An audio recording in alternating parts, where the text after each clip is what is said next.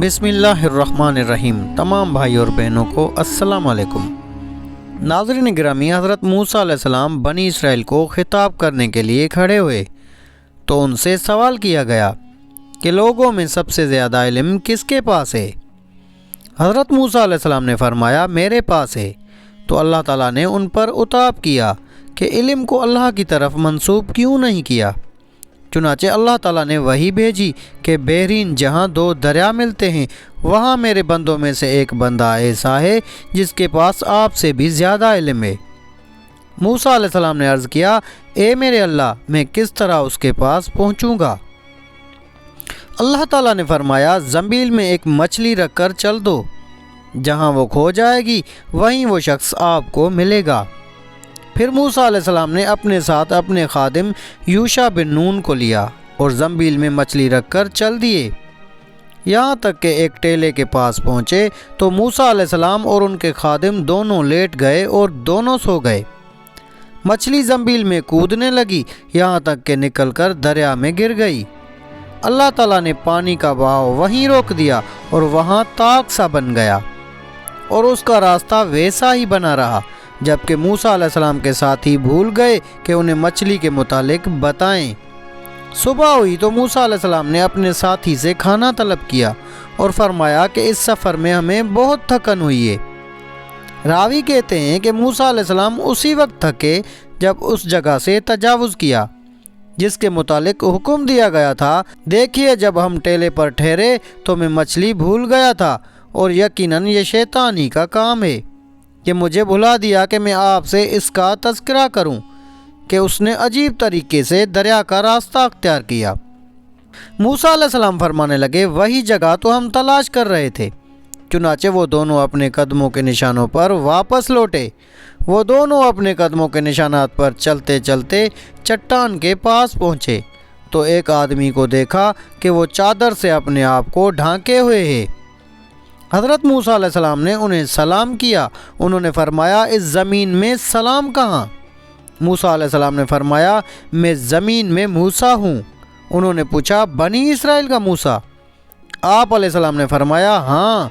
हज़रत खिज़र ने फरमाया, ए मूसा, तुम्हारे पास अल्लाह का दिया हुआ एक इल्म है जिसे मैं नहीं जानता, और मेरे पास अल्लाह का अता करदा एक इल्म है जिसे आप नहीं जानते।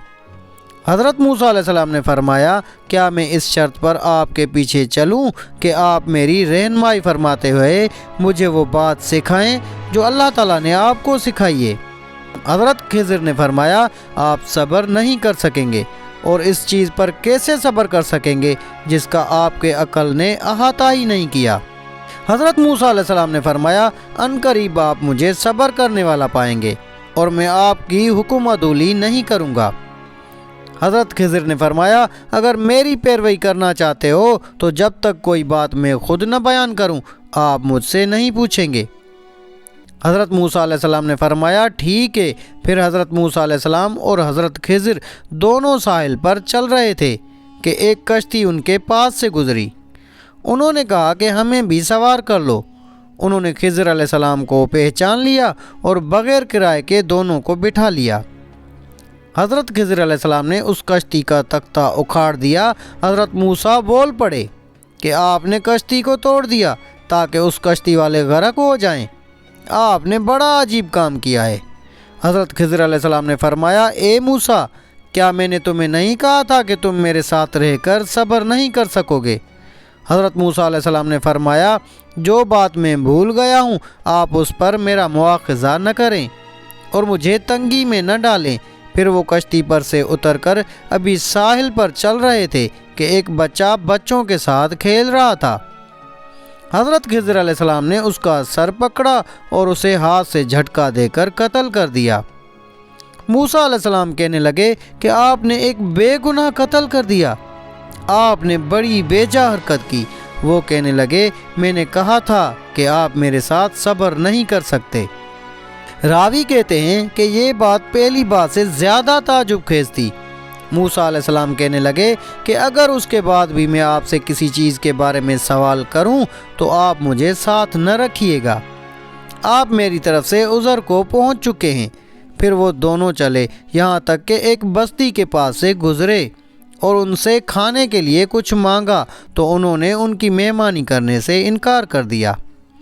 اتنے میں وہاں انہیں ایک دیوار ملی جو گرنے کے قریب تھی، تو حضرت خضر علیہ السلام نے اس دیوار کو سیدھا کر کے کھڑا کر دیا۔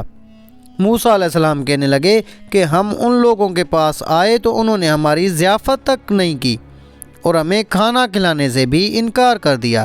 اگر آپ چاہتے تو اس کام کی اجرت لے سکتے تھے۔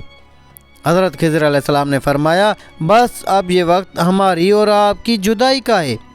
میں آپ کو ان چیزوں کی حقیقت بتا دیتا ہوں جن پر آپ صبر نہیں کر سکے۔